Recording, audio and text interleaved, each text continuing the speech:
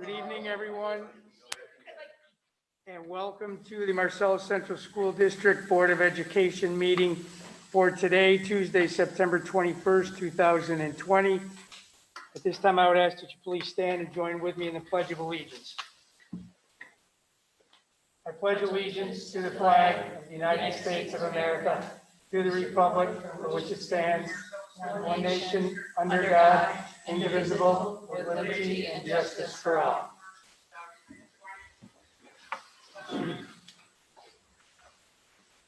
So in the interest of time, and so that our guests do not have to sit through what could be a couple of long presentations, we're going to bump our recognition item number 4 up ahead of the presentations for this evening. So recognition, $3,500 Jim Reagan Helping Fund donation, Mike and Scott Reagan. Sean, I'm sorry. No, it does say Sean. Mike, that was my bad. So I'm Mike Reagan, president of Reagan Companies. This is my son Sean's project manager at the Reagan Companies, 4th generation, and also 3rd generation Marcellus grad in the Reagan family. So yeah, here to present a check to the district from Jim Reagan Helping Fund. And a little history. Back in 2010, my brothers and I tried to decide how could we honor our dad. And he always loved Marcellus. Right? He's still alive. He's 95. But he loved Marcellus, loved the school, was on the school board and all that. So we thought, let's do something with the school that can help individual students.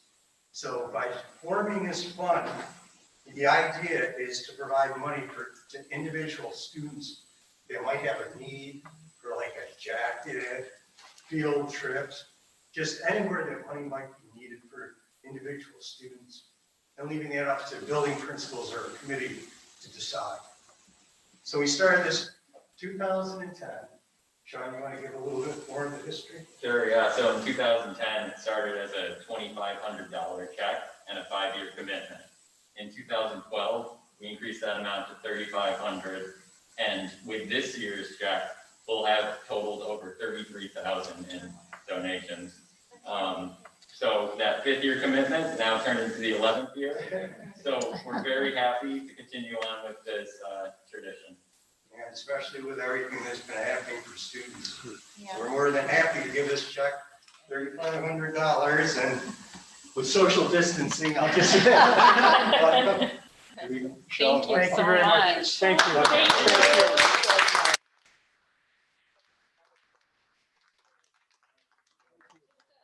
a couple of words. We're obviously terribly sad that Dad isn't able to be here. We really enjoyed seeing him. Please send him our regards.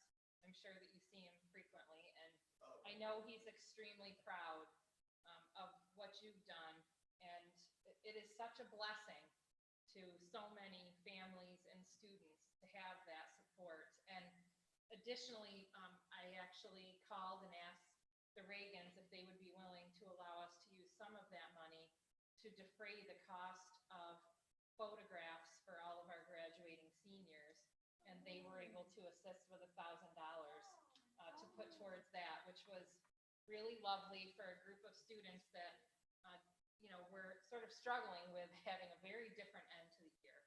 So the Reagans are just a great partner of ours and a real blessing to this community. So on behalf of the school district, thank you so much.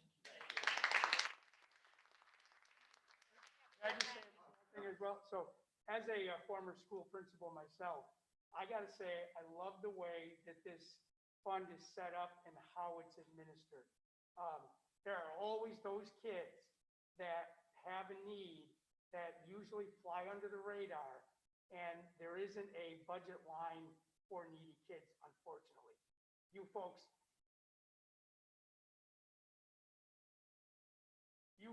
have, by doing this, you have put in a budget line for needy kids. Thank you. thank you. We appreciate helping. Thanks, guys. Have a good night. Stay safe and healthy. Oh, yeah. All right. Item number 3, presentations, return to school update. evening, everyone. Just wanted to update you on the latest. The opening of school continues to go extremely well. Since the last time we met, we welcomed our A cohort on Monday and Tuesday of last week, and then actually got to repeat that B cohort all over again, which was nice to have the same students for a second round. And the kids, as predicted, have slid right into routine. And what I hear over and over and over again from staff are that they are thrilled to have the kids back, and the kids are pretty thrilled to be there. So it's really been great all the way around. I thought it would be timely to just do a quick roundup of athletics because our practices began today. We actually just finished up with our last practice, which was men's soccer, the JV and varsity team from 5 to 7, and Mr. Free reports that everything went off without a hitch. So just a few reminders, we are participating in 3 sports this fall: soccer, tennis, and cross country. Game/contest schedules are still in process. We had hoped that they would be posted on Friday, but I think there are still school districts that are struggling with what the right decision is for their community, and that needs to happen obviously before schedules can be solidified. So you can watch for those. I guess my advice for now is let's just be thankful that our kids are out there playing a sport with each other, and when the schedules come, they'll come. We're hoping that they'll be posted later this week. I do believe there's quite a few board meetings the first part of this week, and boards will be contemplating what direction they'll proceed. So section 3, last time we talked about the fact that there would still need to be some more definitive decisions on what the mask protocols would be for practicing gameplay. And section 3 did put out pretty detailed, and I would call it a pretty conservative approach to masks. I'm really glad they did, simply because I think it keeps things consistent across the section. And, I appreciate that they took that stance and recognized that they wouldn't want to send a district with a different mask policy to a school district with a more stringent one. This levels the playing field. Everybody knows exactly what's expected. So masks will be required pretty much, throughout practice and games.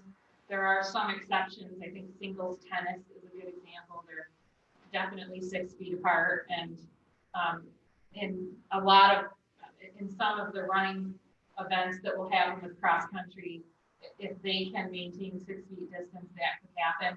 I think soccer is a bit more challenging, obviously, because you're not going to take time to take masks off and put them on if you're 6 feet away. So I think our coaches will be preparing kids to just keep the masks on as much as possible, and hopefully that'll keep everyone safe and healthy, because obviously our goal is to stay open so that we can not only keep playing, but we can also keep learning together.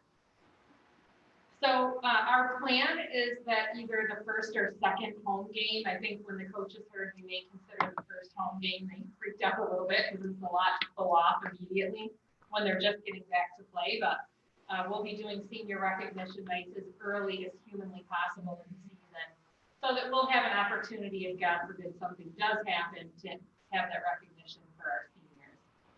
Just a reiteration that the policy would be only 2 spectators allowed per student. That'll be controlled at the gate for each event. And there is no guarantee that other districts in our region may take a slightly different approach, and they may not allow any spectators at all. They may not allow visiting spectators. So that information should be known fairly soon. Once contests are scheduled, and we'll get that information out to our community. And as a mother of, a son who played a lot of sports, and it was definitely one of the joys of my life to watch him play. I would have preferred that he play anyway, even if I couldn't watch him. And I think that's probably the stance we'll have to take if we're in that uncomfortable situation where we're not allowed to follow our students to some of their events. As I said, practices began today. We did ask coaches to really put out there to our families to do as much carpooling as possible. Mike and I put out a video, and if you watched it, I talked a little bit about this in the video, because we knew that it was going to be extremely challenging, if not nearly impossible, to help out with transportation because of our bus run schedule and getting students back here at 3 o'clock, when all our buses are out taking round 1 home and then round 2. I did ask Mike to pay very close attention if there are students who are left a little bit in the lurch, and we'll go back to the drawing board and see if we can't figure something out or assist with arranging carpools. We also told the coaches that we really aren't in a position to penalize an athlete for not being able to get there, especially in this crazy time. But just by the rules of having to have 10 practices before participating, they're penalized that way. So it's our goal to really make sure kids get here. And I'll have a better sense of how today went when Mike and I communicate in the morning. We have sports study hall happening because right now our teachers are trying to do virtual office hours for students who are not in person. And so we set up a sports study hall. I'm pretty sure that Katie Riley is running one at the high school for us and also doing the screening and rescreening of athletes, and Luke Lawrence at DMS. So there are study hall screeners, and we are going to rescreen students that come back, and then, or rescreen students that are here and screen ones that come in. That way we don't have to sort who's who. We're just screening everyone. And I'm sure they did a great job of that today, and I'll hear more about it tomorrow. So that's what's happening with sports. Mike said we went out without a hitch today, so I'm assuming it'll be smooth sailing from here on out. As I noted in my update, we felt as an administrative team it was very important that we stay connected to our families, even though we did some Q&As prior to going into the school year. I really feel like we need to do another round to make sure that if people have questions, that they're getting answered. I will tell you that all of our principals are either in the process of finalizing phone calls to all of the families of virtual students or have completed. And the phone calls, I made some of them, so they range from 15 or 20-minute conversation to a 2-minute conversation to leaving a message. But I think it's been very meaningful to people, and I think this will be as well. So these dates are all posted with Zoom links, both on the website and on social media, and I'll probably do an all call tomorrow, just pointing people's attention to it. We do start this Thursday. They're all from 6 to 7:15, and the first one is for our 7th through 12th grade fully virtual students. And then you can see they're targeted for the different groups, just in grade bands that make sense for the types of questions that might be asked. So I look forward to having that opportunity for people to get their questions answered, although I think the principals have done an amazing job of really staying connected with people, being transparent, taking the personal approach, calling people, in some cases having multiple conversations if necessary. And, at the end of the day, some of the answers we have to give to questions we don't love any more than the person receiving it, but I do think they're respected for having the conversation and just being forthright about the situation that we're all in. So these sessions will be a little bit different. I sort of took the lead when we were doing them prior to school opening, but what happens once school opens is that I become more distanced from what's really happening on the ground, and the principals really have the nitty gritty. So I'll be the moderator, and the principals and other administrators like Carol Lux will be on hand to really answer the question. We'll use a similar format with using the chat feature because that really worked out, like trying to have things very orderly. So hopefully you'll be able to tune in to one. Cleaning and sanitizing is going incredibly well. We did shift one of our night custodians to be in like a swing position, and they're assisting with the daytime sanitation needs. And I think we could all attest that they're roaming around with electrostatic sprayers, they're spraying, they're wiping down door handles, they're helping clean in between classrooms. Those sprayers are coming in very handy because you can get a lot of coverage in a really quick time. We have someone that goes up to the bus garage and takes care of the buses in between runs. So I mean, we're doing the best we can, and I honestly think it's going really well. So the last thing that we're sort of focused on as we watch school district after school district have some challenges with cases of COVID-19 popping up. You know, I don't want to be doom and gloom, but I think the reality is at some point it'll probably be our turn. And depending on the timing and the location of a positive case, it will really determine what happens in the school district. So if you're watching what's happening, you can see that the weekend plays a huge factor in this, as does what group the students are in. So depending on the timing of the outbreak of symptoms, if the symptom outbreak actually happens on a Monday, when, you know, right after the weekend, there will be very little disruption to the school. If it happens on a Tuesday or a Wednesday, when they've been in school for 1 or 2 days with other kids, it's a totally different situation. And it is likely that you're going to see larger numbers of people needing to quarantine. And you've seen examples of both. You've seen examples of school districts that have had to literally go virtual for a couple weeks just to sort of stop. And because so many teachers in particular were quarantined, you take 10 staff members out of the building and you can no longer really run effectively. And then you've also seen buildings that it was just, hey, we had a case and life is moving on. Obviously, it's very different if you're in a K-6 environment than if you're in a 7-12 environment, just because of the fact that students are just mixed, you know, more times a day than they would be K-6 in a 7-12. So we have a pretty solid plan at the 7-12 level because it's much easier. We've talked about some different scheduling. Actually, we can use the schedule that we have, but we've talked about how to talk to our teachers about ways to modify that schedule so that they can effectively interface every day of the week with both A cohort and B cohort. So we have some different, John actually put together a couple of different options of breaking apart time into different chunks, just so we can hand something to someone and say, hey, here's something to work from, you know, here's how we want you to think about your decisions, and so on and so forth. Katie, Bob Montgomery, and Eric and Jean and I met today to talk a little bit about the K-5 situation. 6th grade is pretty set.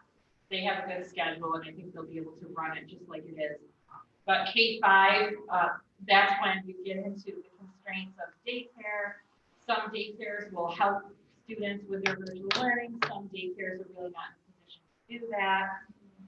Therefore, you know, the only time that we'll be able to access students might be outside of the traditional school day. So we constructed what we hope will be a nice preamble that teachers can put out to their families without creating alarm, because we're not saying that there's a problem, but we do need to prepare. And so they'll be seeking some scheduling information from families, just so that teachers, because this is really down to the individual teacher level when you're talking about K-5. So that 4th grade teacher needs to know, who can I access during regular school hours and who can't I? How can I build a schedule in the event that we have to be all virtual at some point that makes sense and meets the needs of kids? So I think probably within the next week, we'll have a pretty good plan for K-5 as well. So first and foremost, huge thank you to staff and students who've done it. They've made this happen. I mean, people are wearing their masks, you know, kids are doing their best to socially distance. You know, there's times when you're passing by each other and it's not happening, but we knew that was going to be the case. But I'll tell you what, the kids are doing a great job and the staff are doing a great job. But there are a few things that we do need to keep in mind that have cropped up. So this is a good opportunity for us to do reminders. You know, it's really important that when people are on our campus, that they understand how to use the facility and how kids that want to come and play should more safely use the facility. So first and foremost, I think families and community members got used to, during the time that school was closed, coming to campus and playing tennis at 10 o'clock in the morning or 1 o'clock in the afternoon. So this is just a reminder that school facilities are really closed to community use while school's in session, because our kids need to be outside and they're getting outside. I don't want teachers to have to go out trying to do a phys ed class on the tennis courts and have to kick people off. It's obviously uncomfortable for both parties. So if we could just remember and spread the word that while school's in session, those facilities are really for the use of kids and teachers. When school's not in session, you know, there's sort of some gray areas here. You know, if two brothers come over to throw a football or to kick a soccer ball and they live together, you know, and there's really no way for us to necessarily know or a passerby to know if they're related, but I can understand the feeling of, I don't really need to wear a mask, I live with this person. But when you start having larger groups of students, it becomes pretty obvious that they don't live together. So if larger groups of kids are gonna come to do a pickup game with sports starting, this is more and more probable because they're playing together. Students really need to act the same way they would if they're in school. They should have their masks on when they're playing, and they should be social distancing whenever possible. So people, my ask is just use common sense. Try to follow, make sure that you have an answer for someone if you're approached. You say, hey, this is my brother, we're over here shooting the ball back and forth, probably no one's gonna have an issue. If you're with 8 people, use your head, put masks on, and make sure that you don't put another community member in a position of discomfort because they don't feel safe and protected while using the facility. So hopefully that's just a good reminder to people to use common sense and think about how we're functioning here at school during the day. But in general, things have gone fantastic. I don't know if anybody has any questions about any of the return to school. How's it going with in the elementary level with just the virtual teachers compared to, I know you said you have a teacher who's assigned to just working with the virtual students, and how's that working out? Good so far. As I said, Bob's actually in the process of contacting all of those families and having conversations. I met with him this morning and he said the feedback has been great. You know, people have questions. He's had the opportunity to talk through the questions. If they've had feedback about something that could be improved, he's meeting with the teacher, talking it through. So far, the feedback has maybe been that we need to back off a little bit, you know, because we're a little eager. We want kids to learn. We're excited about that. I'll take that feedback all day long. So, but I think, like I said, it's been a really good loop of Bob communicating with families, talking to the teachers, and I think these virtual meetings will help as well. And, you know, we'll continue to communicate with our families to make sure things are going well for them. Yeah, I think that's a nice model to have a virtual teacher, you know, assigned to just virtual students. And I think it's been a lot. It could be a lot for a teacher to juggle, you know, meeting the needs of students in front of them and ones that are completely virtual. Well, just as a reminder, we have a mixture of all those scenarios. So at the K-6 level, we were pretty fortunate to have enough people. There's like all this, there's a tipping point with all of this. We had enough students that we could dedicate someone at every grade level except K1. And the person that's commandeering K1 taught both of those grades very recently. And she's Susie Alexander. She's the perfect one to do K1. She's very, very familiar with both of those grade levels. And then 2, 3, 4, and 5, we were able to have a dedicated teacher, and that's their responsibility. So I agree with you. That's my preferred model. The secondary level, it does not work out that way in all cases. We have a mixture of a couple of students live streaming into a class. We have students that wanted a particular class, and the only way they could take it is if they do it largely asynchronously because the rest of their schedule is pretty full. And we have students that have a synchronous virtual class with a dedicated teacher, and that's the teacher's, you know, that's the teacher's sole responsibility, either for that class period. And we do have a couple of teachers that are solely virtual at the high school level. All their classes are virtual. So we have 7-12 is much more complicated always, especially 9-12. That's a huge mountain to climb. But I think everything is going okay, and, you know, we've tried to be transparent and let our parents and students know there's sacrifices. If you want to do this, you know, we're trying to find a way to have you do it, but it isn't perfect, you know? And I think people have been fairly understanding of that, so. Probably the most strife we've had is, you know, parents wanting their children to be in a different learning model than the kids want, so, but, you know, what are you gonna do? So. All right. That's it then for that. Building project update. So just very quickly, boilers were fired on 9/15, they were fired up. What usually happens when you're doing an HVAC project like we've done is that it's never perfect, there's still things happening, but we can put heat into most areas of the building. And obviously, I don't know how many of you have turned your heat on at home. I am of weak constitution, so the heat has been on at the Brander home. But I know plenty of households that refuse to put the heat on until well after September. I just don't happen to be one of them. Our spaces are doing pretty well, and actually we had just gorgeous weather today. And next week is looking even more beautiful. So while they're continuing to make some connections, they have balancing and other things that they'll need to do. I think everybody will be fine and comfortable.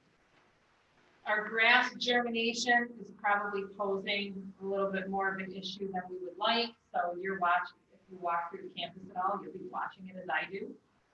We're looking to possibly put some water up on top of the hill in some of the areas. While the major part of that field is intact, some of the edge areas, we want to make sure that we try to get a growing season out of it.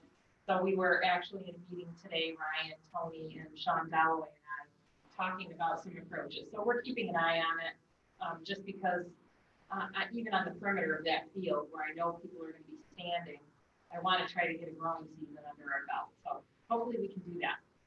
And I know that in addition to what's been happening in the basement ongoing, Columbus Day will be a hot day around here to get some punch list items cleaned up. There's some window sashes that need to be replaced because they failed the test. So they'll have to be replaced. And I think there's a couple shades we're still waiting for. And a few little heating things where they really need to be up in the building, and it's better when people aren't around, obviously. So good progress. I think for an HVAC project, we're the envy of many that are doing them because we're in much better shape than most. And I think that's thankful to having a really good team. Brian has worked really hard with the contractors and also with the construction management firm. They've just been a really good team. How do you mean much better than most? There's a lot of projects that are behind still, and we're in much better shape than some other regional projects. I just want to say, I go through the campus regularly. It really looks so good. And it's amazing how much work got done. Like the CMS, the windows, everything on that exterior of that building.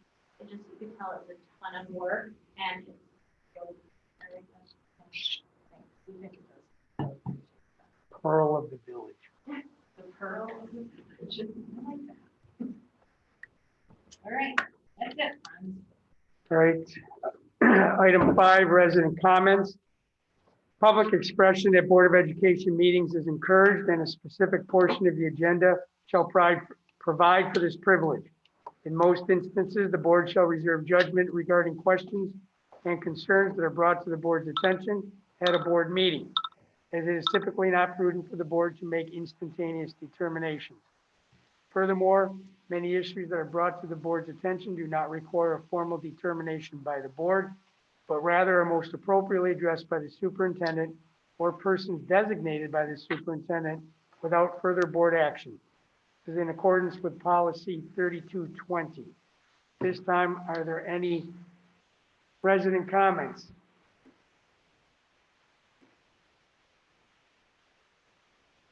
No resident comments. Item 6, business, gift donation, 6.1. Resolved that the Board of Education approves the gift donation of $3,500 from the Jim Reagan Helping Fund to the Marcellus Central School District. May I have a motion? Yes, Shane? Second? Any questions, comments, discussion? Very generous. It is, it's amazing. Yeah. $33,000 over the Yeah. last 10 years. Extremely impressive. All those in favor? Aye. Opposed? Carried. 6.2, approval of corrective action plan for the comptroller's audit. Resolved that the Board of Education accepts the corrective action plan for OSC audit report of examination number 2020M-66 online banking. May I have a motion? Motion, Kelly. Kelly, second. Second, Christine. Any questions or comments? Just thanks to Tony for not only his hard work through the audit process, but the fact that the comptroller had very little in findings, largely due to his exceptional skill and precision. So, good job, Tony. Thank you, Mr. Sinaccio. All those in favor? Aye. Opposed? Carried. 6.3, first reading policy number 5676, data privacy and security for student data and teacher and principal data.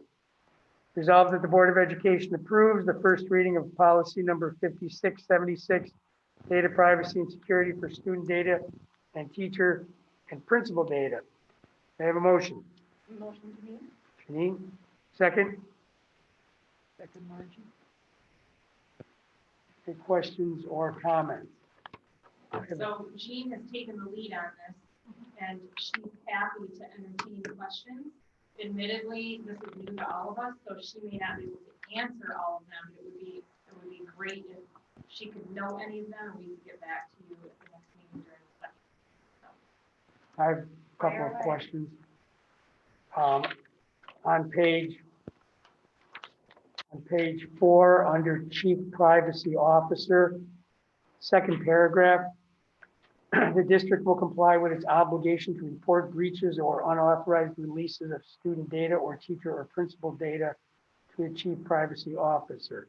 How would we know if there's been a breach of student or principal data? Typically, we would be notified by the company or our tech department would spot it. So I don't know if you remember, I don't know, it might have been 2 years ago. There was Yes. a Pearson breach, and Yep. many of you here probably got a letter about that Pearson breach. I did for my own children as well. So it's either the company that's obligated to notify us, or potentially our tech department would notice. And that chief privacy officer is New York State Ed. Right. That's the person appointed at the State Ed department. The next page over, at the very top of the page, the framework provides a common taxonomy and mechanism for organizations to A, describe their current cybersecurity posture, and B, describe their target state for cybersecurity. How close is our A to our B? So the one thing, the NIST framework, so that's the National Institute for Standards of Technology framework for improving critical infrastructure. There are 5 different phases of that. It's identify, protect, detect, respond, and recover. So right now, we are actually working with our tech department to evaluate all of our processes. And it's really on a continuum of progress. So our first step was identifying all the different software that we use across the district, so we know where we potentially are vulnerable. As far as, how close those are, I think we're working toward becoming more secure. But there's a little bit of separation between our obligation to enter into a contract with vendors to make sure that they're securing our data, and this whole cyber security as far as our potential for vulnerability to attack our network. I don't know if that answers what you're. I mean, I guess the best I can tell you is that we started this, over a year ago, actually sitting with the NIST framework with Elena, Jean, and I, to identify all the best practices and to figure out ones that we needed to work on. And so we started quite a long time ago, and our progress has been going well. There's a bit of a moving target because we don't control the vendors coming forward and giving us a contract. And of course, this doesn't go into effect until October. So we're still trying to secure contracts from vendors that may not want to entertain a contract with us. Many vendors have decided that they don't really need the New York State market because of all of this. And so we're trying to move teachers into a realm of understanding that, hey, you may have to change what you're using because if we can't secure contracts with these folks, we aren't going to be able to use it anymore. Cool. So, I mean, I think our A and B are coming along. As Jean said, this is going to be, I mean, you know how cybersecurity is, it changes, just like technology changes. So I believe it's something we're going to be chasing, you know, probably for the rest of our existence. But I think we're moving towards being in pretty good shape. So if we were contracting with software company XYZ for the past dozen years, and XYZ decided that they did not want to enter into a Ed Law 2D agreement, then regardless of the fact that we've had a relationship with them for the last 12 years, they would go by the wayside. Breaking up is hard to do. Okay. So our hope is that most of our bigger users are BOCES, and they have buying power behind getting a contract, and they've been very successful. Correct me if I'm wrong, but if we purchase through BOCES, isn't 2D part of the BOCES Yes, contract? That is correct, yeah. So anything that we purchase through BOCES, they Already has obligated this to be on the embedded in it. contract, yeah. Yeah, so we love BOCES purchases for that reason too, because this could very easily become a full-time job. So further down at the bottom of that page, third-party contractors, the district will ensure that whenever it enters into a contract or other written agreement with a third-party contractor under which the third-party contractor will receive student data or teacher or principal data from the district. What would be an example of when we would provide a third party with student data or teacher data? So if you're providing more than just a first name to a software company, so a first and last name constitutes PII. So at that moment, you would have to have that contract in place. So for instance, STAR testing, we use Renaissance.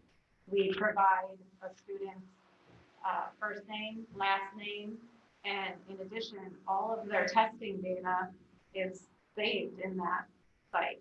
So that would be an example of a software company that has student data. Yeah, when you think of PII being first and last name, that's it.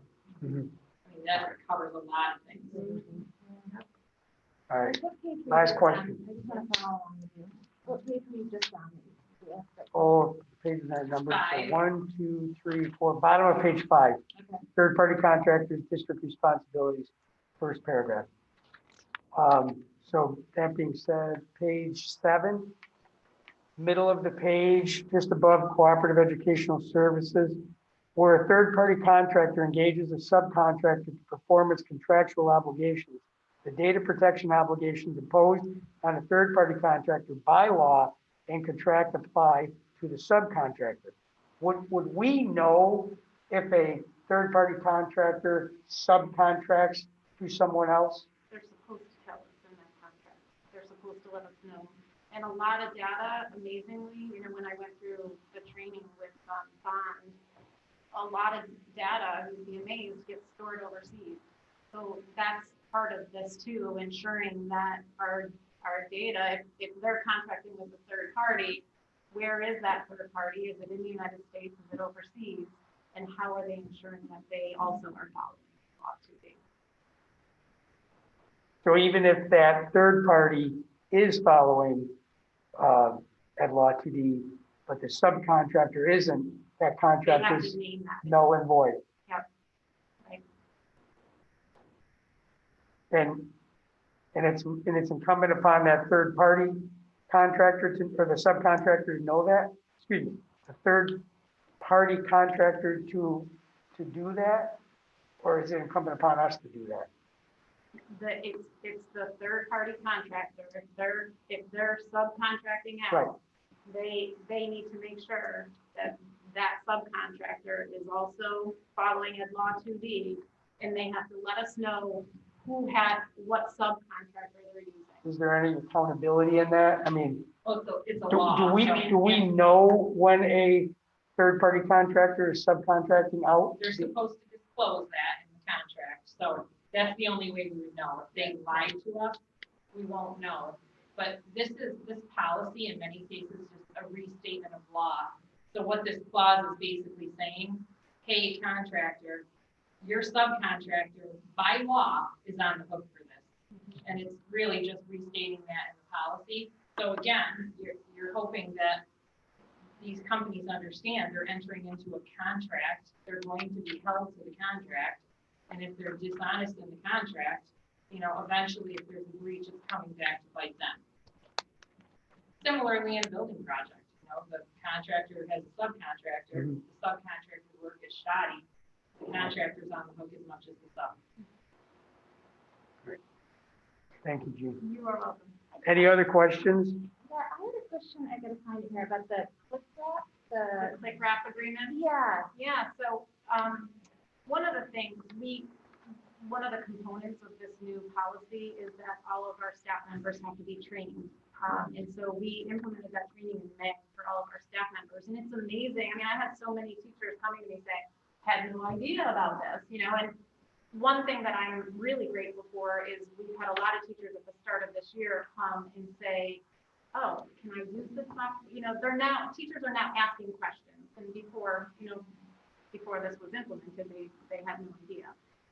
So the click wrap agreements, I mean, I've done it, I'm home, I'm downloading an app, and you just click, yep, I agree, really oftentimes without even really reading carefully.